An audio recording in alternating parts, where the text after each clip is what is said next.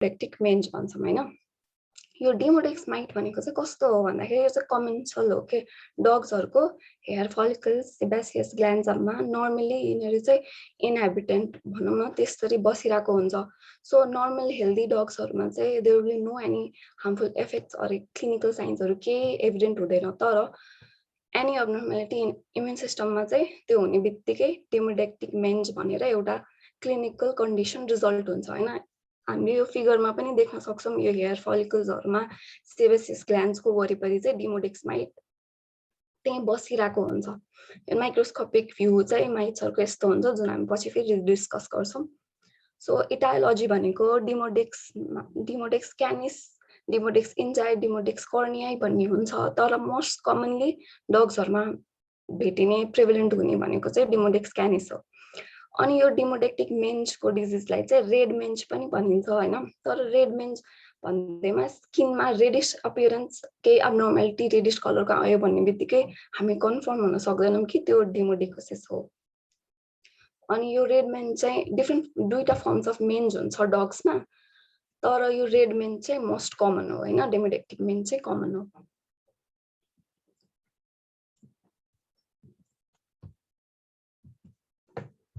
Slide change चाहिँ गर्न ल।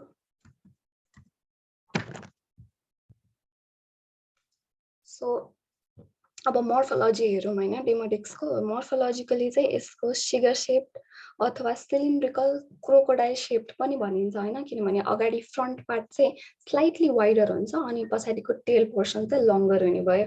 सो अनि 8 लेग्स हुन्छ। माइक्रोस्कोपिक भ्यूमा चाहिँ हामीले इजिली डिमोडेक्स माइट इजिली डिफरेन्शिएट गर्न सक्छौं अरु कुनै अर्गानिजमहरुबाट। अनि यस्तै देखिन्छ जुन मैले यहाँ पोइन्ट गरेर देखाएको छु।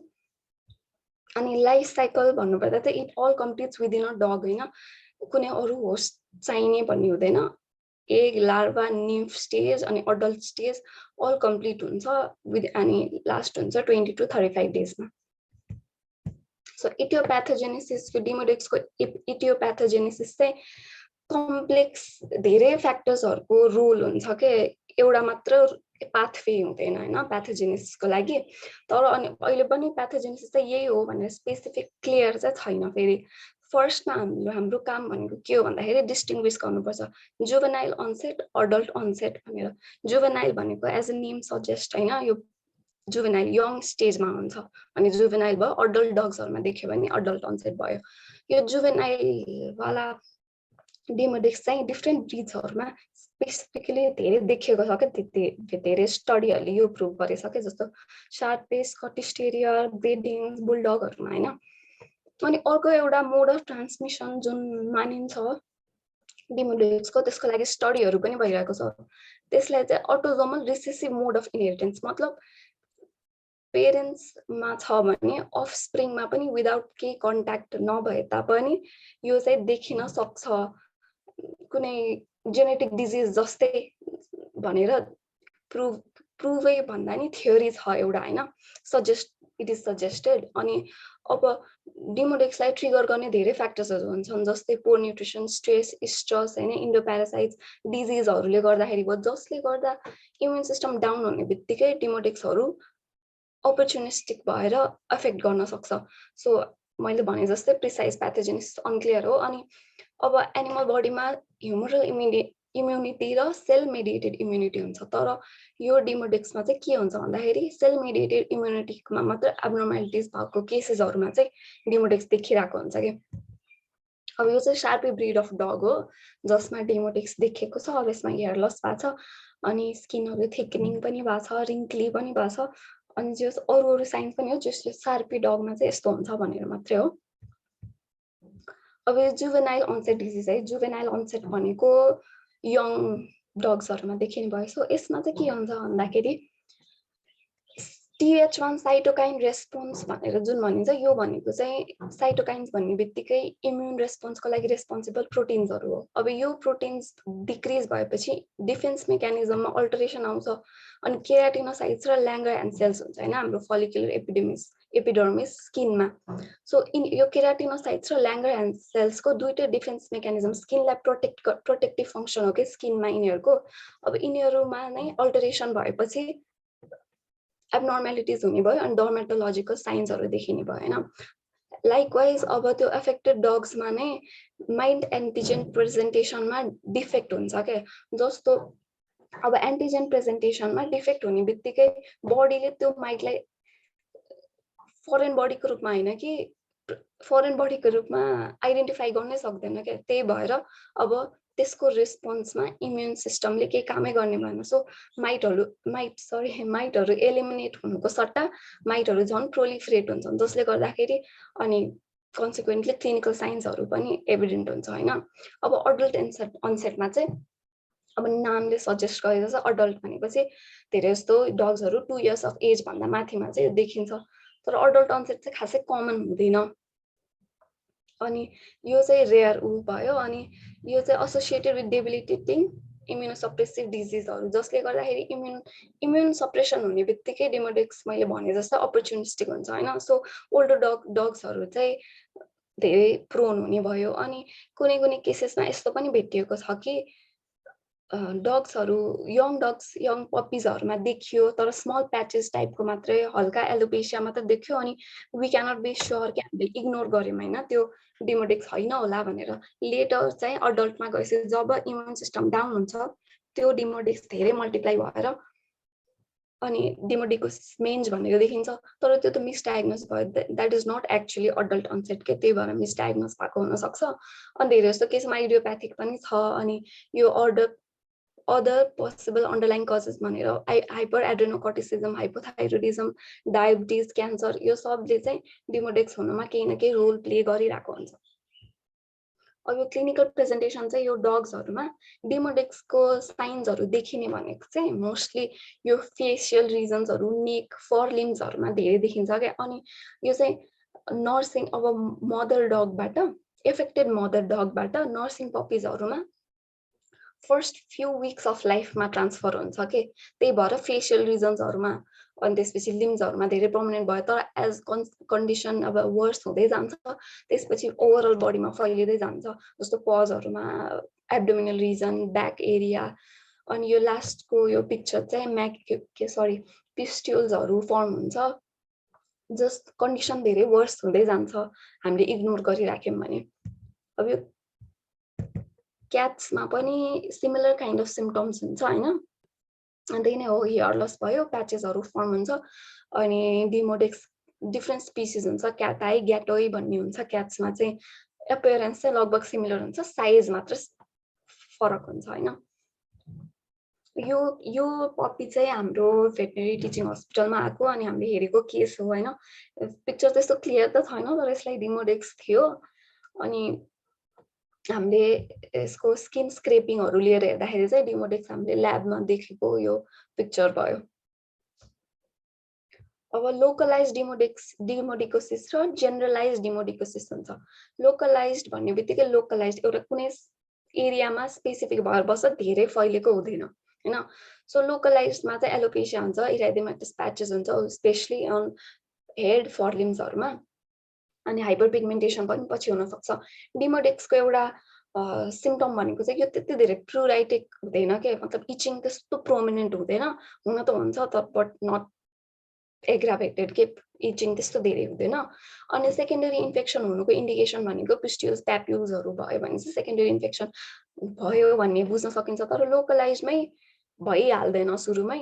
अनि मोस्टली अब यङ पप्सहरूमा चाहिँ आफै स्पन्टेनियस रिग्रेसन हुन्छ कि, त्यही भएर ट्रिटमेन्ट नगर्दाखेरि पनि केही फरक पर्दैन।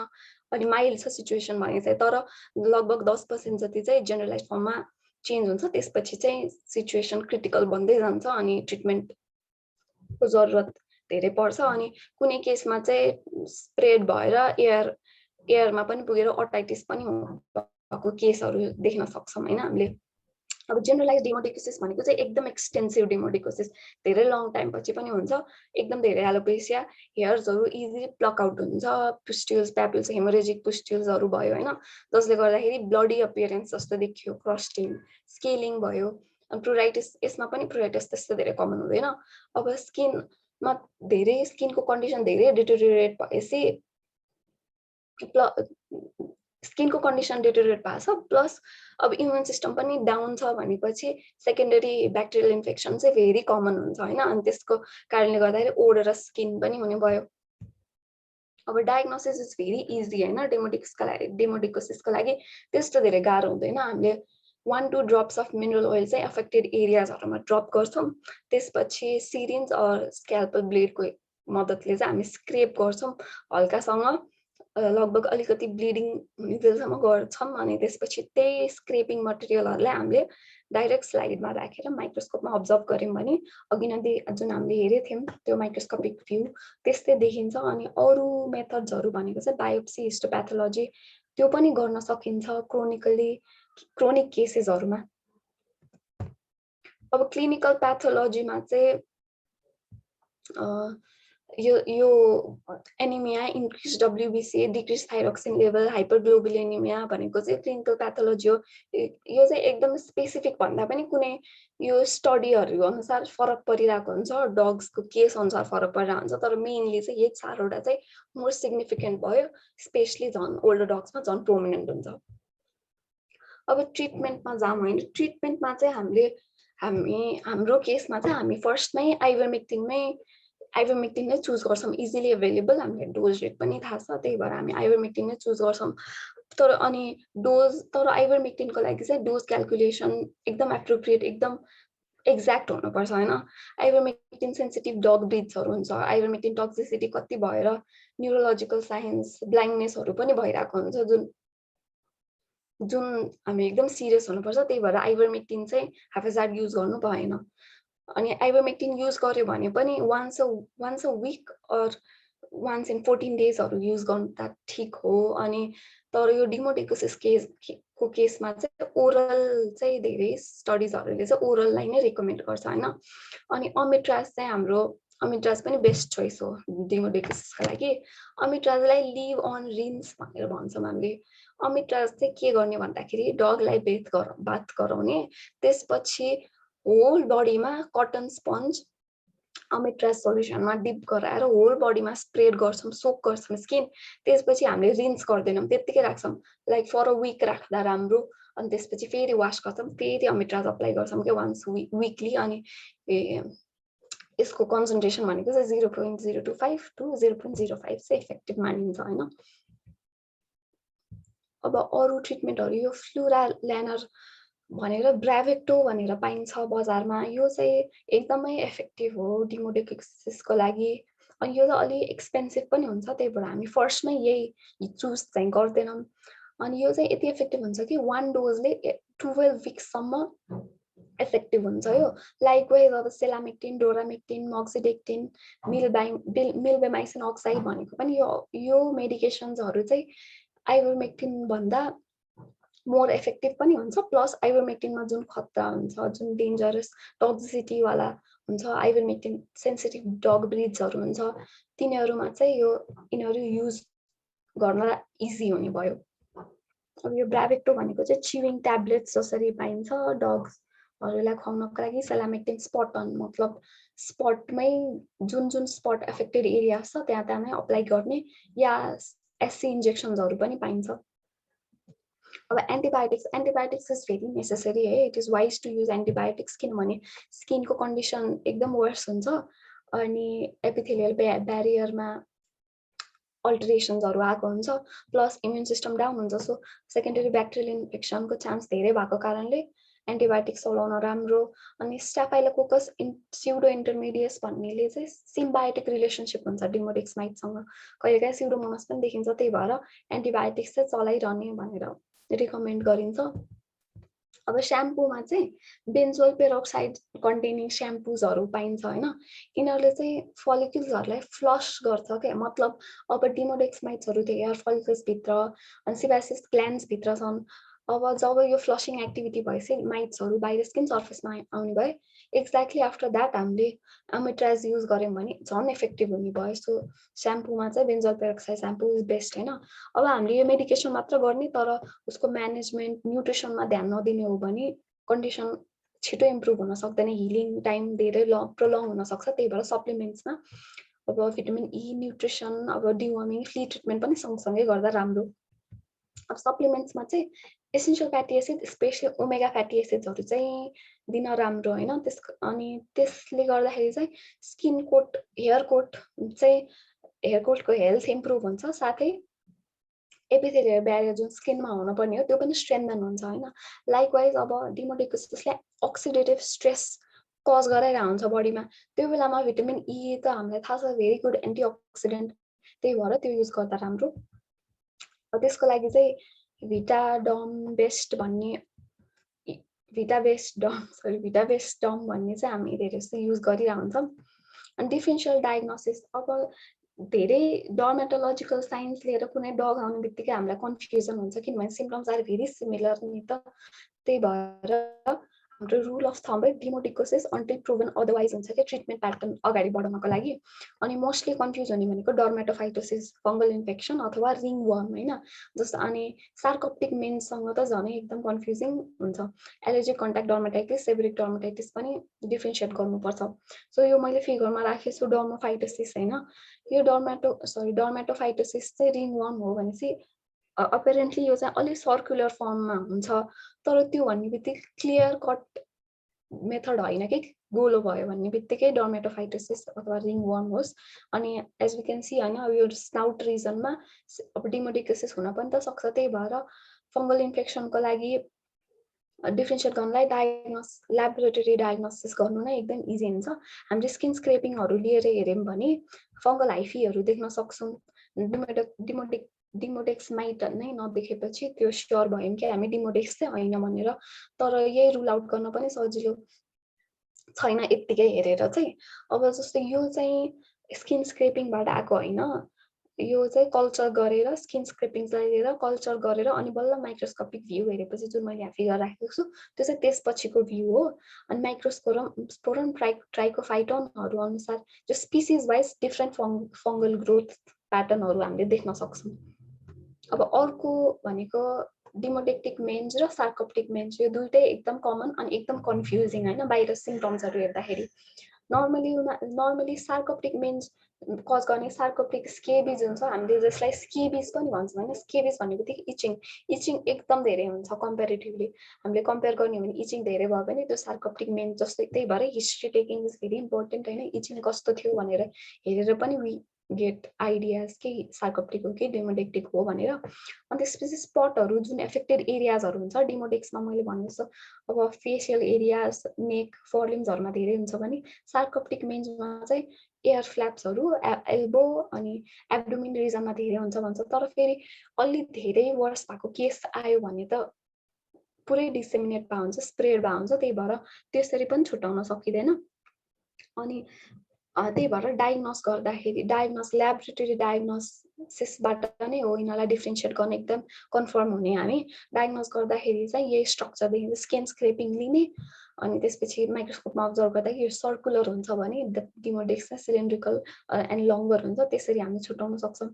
अनि main point of difference between demodex र सार्कोप्स भनेको चाहिँ यो चाहिँ डिमोडेक्स चाहिँ अरू डग्सहरूमा र ह्युमनमा ट्रान्सफर हुँदैन होइन, कन्टिजियस हुँदैन डिमोडेक्स भनेदेखि सार्कोप चाहिँ इभन ह्युमनमा पनि हुन्छ, अदर डग्समा पनि ट्रान्सफर हुन्छ। अनि ट्रिटमेन्टको लेन्थ जुन हुन्छ डिमोडेक्स चाहिँ एकदम कम्प्लेक्स, एकदम टिडियस हुन्छ क्या। डिमोडेक्सको लागि चाहिँ धेरै टाइम दिइराख्नुपर्छ, प्रोलङ्ड कोर्स अफ ट्रिटमेन्ट हुन्छ भने सार्कोप्सको चाहिँ 3 to 4 विक्समै रिजल्भ हुन सक्छ केस होइन।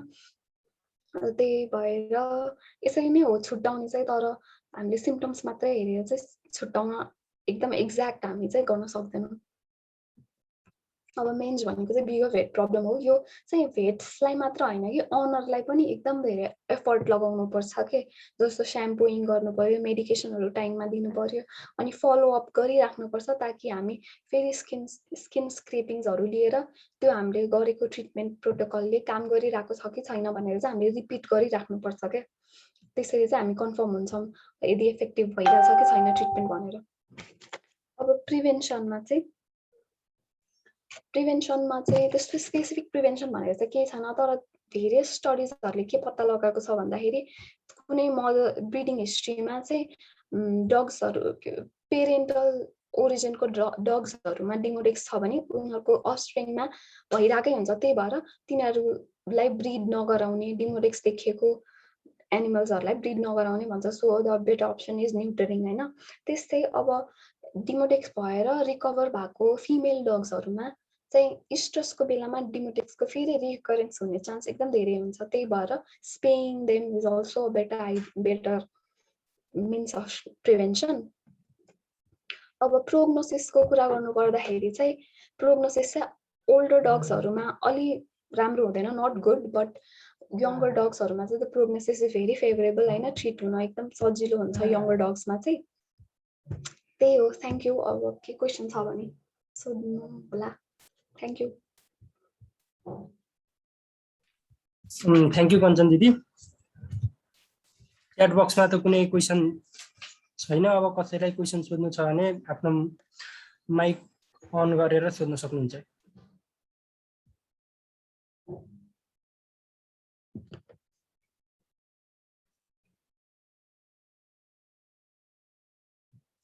सेलामेक्टिन र डोरामेक्टिन मैले क्वेशन हेरेँ हैन। सेलामेक्टिन र डोरामेक्टिन चाहिँ आइभरमेक्टिन सेन्सिटिभ ब्रिड्सहरुमा युज गर्न मिल्छ भनेर छ। कम्प्यारेटिभली आइभरमेक्टिन भन्दा किनभने तिनीहरु एउटै ग्रुपको हैन के, जस्तो आइभरमेक्टिन भनेको एभरमेक्टिन्स भनेर मानिन्छ भने यो सेलामेक्टिन अनि के छ डोरामेक्टिनहरुलाई चाहिँ म्याक्रोसाइक्लिक ल्याक्टोन्स भनेर राखिएको छ, जुनमा यिनीहरुको मेकानिजम अफ एक्सन एउटै भए पनि यिनीहरुले चाहिँ साइड इफेक्ट्स त्यस्तो धेरै मानिदैन, धेरै छैन स्टडीजहरुले पत्ता लगाए अनुसार। थियो सेकेन्डरी ब्याक्टेरियल इन्फेक्सनको लागि चाहिँ अब हामी चाहिँ नर्मली के भन्छ, सरी के म क्वेशनै कता एकछिन है। एन्टिबायोटिक्समा चाहिँ मेगापेन अथवा सेफ्ट्रियाक्सनहरु चाहिँ खासै युज हुँदैन, मेगापेनै युज भइरहन्छ। त्यही सुरुमै हो भने चाहिँ माइल्ड इन्फेक्सन हुन्छ, सो मेगापेन नै युज गरेको मैले केस स्टडीहरु हेर्दाखेरि चाहिँ मेगापेन युज गरेको भेटेको थिएँ।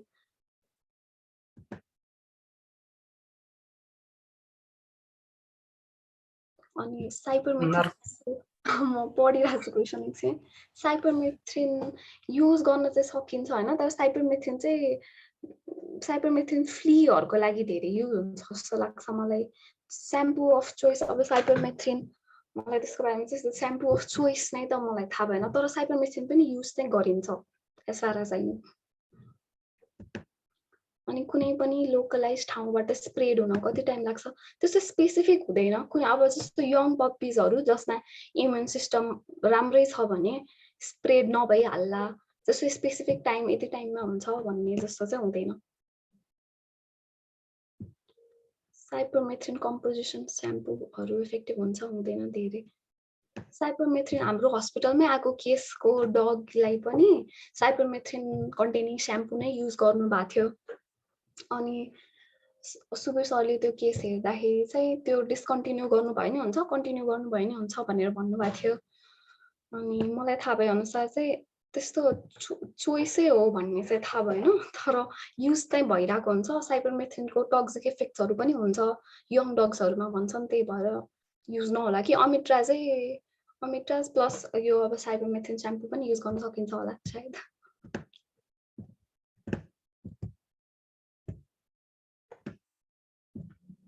यति हो क्वेशन कि मैले नदेखेँ। Are they always present on skin of the dog भन्नुमा चाहिँ अनि स्किनमा जहिले पनि हुन्छ हैन। यो चाहिँ यस्तो हुन्छ के हुन्छ भन्दाखेरि यो स्किनमा चाहिँ केराटिनोसाइट्स जुन छ यसमा चाहिँ रिसेप्टर्सहरु हुन्छ हैन, जसले चाहिँ माइटको काइटिन मटेरियल जुन हुन्छ त्यसलाई चाहिँ आफ्नो इन्डिभिजुअल मतलब के भन्छ आफ्नै ओरिजिन जस्तो ठानेर इनेट इम्युन रेस्पोन्स हुन्छ के त्यो माइटको अगेन्स्टमा चाहिँ हुँदैन। त्यही भएर तिनीहरु नर्मली एक्जिस्ट गर्छ। अब यही इम्युन रेस्पोन्स डाउन भयो भने चाहिँ अनि बल्ल माइटहरु एलिमिनेट हुँदैन के, माइटको पपुलेसन कन्ट्रोल हुँदैन, माइटहरु झन् प्रोलिफरेट गर्न थाल्छ। नर्मल हेल्दी डग्सको स्किन स्क्रेपिङमा डिमोडेक्स देखिन्छ कि नै देखिँदैन, किनभने पपुलेसन एकदम धेरै भयो भने मात्र देखिन्छ हैन। अनि एफेक्टेड एरियाजबाट लिने हो नि त हामीले, त्यही भएर जुन एफेक्टेड एरियाजमा माइटको पपुलेसन धेरै थियो त्यसमै त देखिन्छ नि, त्यही भएर नर्मल हेल्दी डग्समा चाहिँ देखिँदैन। होस्ट क्वेसन पढ्दिँदैन। होस्ट स्पेसिफिक क्रस इन्फेक्सन्स कतिको देखिन्छ? मतलब मैले त क्वेसन नै बुझेन। होस्ट स्पेसिफिक क्रस इन्फेक्सन्स भन्नाले मैले बुझेन यो चाहिँ question.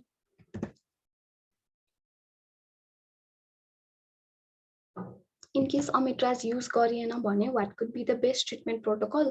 Honor might not be convinced. Omepraz use गरेन भने हामीले ivermectin नै युज गर्छौं। ivermectin चाहिँ हामीले अब अर्को एउटा केसमा पनि हामीले ivermectin नै युज गरेको थियौं। ivermectin वीकली अब 1 डोज ivermectin दियो, we wait for a week, अनि त्यसपछि अर्को वीकमा ivermectin दियौं। ivermectin ओरल अथवा ब्राभेक्टो, अब ब्राभेक्टो पनि एकदम इफेक्टिभ छ, त्यो युज गर्दाखेरि पनि हुन्छ।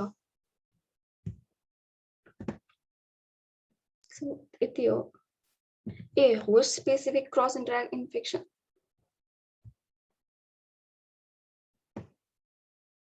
Cross infection between human and dog मतलब त्यस्तो छैन। डगमा र ह्युमनमा मैले एउटा केस चाहिँ देखेको थिएँ, चाइनामा आफ्नो पेट डगबाट ह्युमनलाई सरेको, तर यसमा कुनै त्यस्तो स्पेसिफिक भएर धेरै केसेसहरुमा त्यो हुने चाहिँ छैन। के भन्छ, ह्युमनबाट डगमा सर्ने या डगबाट ह्युमनमा सर्ने त्यस्तो जुनोटिक चाहिँ पोटेन्शियल चाहिँ हुँदैन डेमोडेक्सको।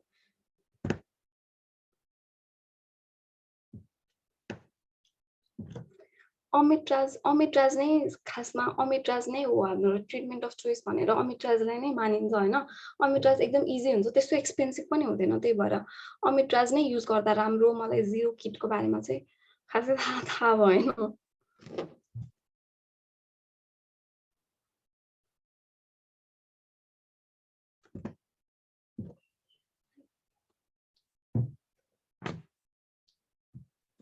Thank you. यति हो भने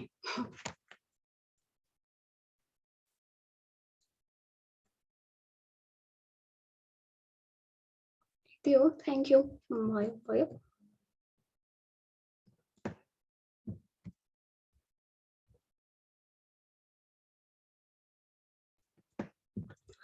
आइभरमेक्टिन एउटा मात्र डोज लगाउने हैन के, मतलब एक डोज लगायौं अनि हामी एकदम फास्ट रिपिट गर्दैनौं हैन। एक डोज लगायौं अनि त्यसपछि 7 वीक्स अथवा 14 डेज सम्म कुर्छौं, अनि त्यो इन्टरभलमा हामीले फेरि स्किन स्क्रेपिङ लिएर हेर्छौं के एकदम माइल्ड केस रहेछ भने 1 डोजले नि, तर 1 डोजले नर्मली ठीक हुँदैन किनभने यसको ट्रिटमेन्ट प्रोसेसै लामो हुन्छ हैन।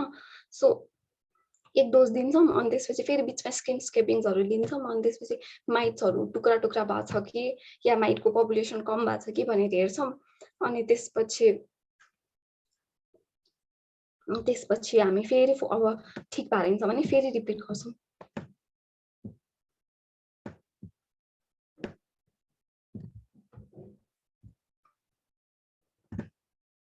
मैले जिरो किटको बारेमा सर्च गरेँ हैन। जिरो किट चाहिँ अब त्यही केसेसहरु अनुसार डिफरेन्शिएट गर्छ। अब हामीले अमिट्राज युज गर्यौं अनि त्यसपछि फेरि इफेक्टिभ भएन भने हामीसँग धेरै अल्टरनेटिभ्सहरु हुन राम्रो हो नि त, किनभने हाम्रो ट्रिटमेन्ट प्रोसेस लामो छ, प्रोटोकल।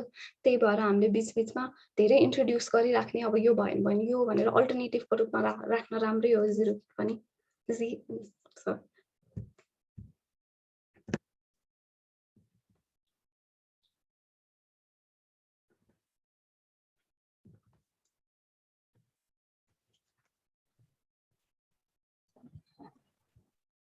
भयो, सक्यो। Thank you. ओके जस्तो छ ल, यति नै छ क्वेसनहरु, यति नै छ जस्तो छ। अब प्रोग्राम, आजको प्रोग्राम यति नै रहेको छ र अब प्रोग्राम इन्ड गरिदिनु न। अब होस्टलाई मिटिङ इन्ड गरिदिनु न अनुरोध गर्दछु।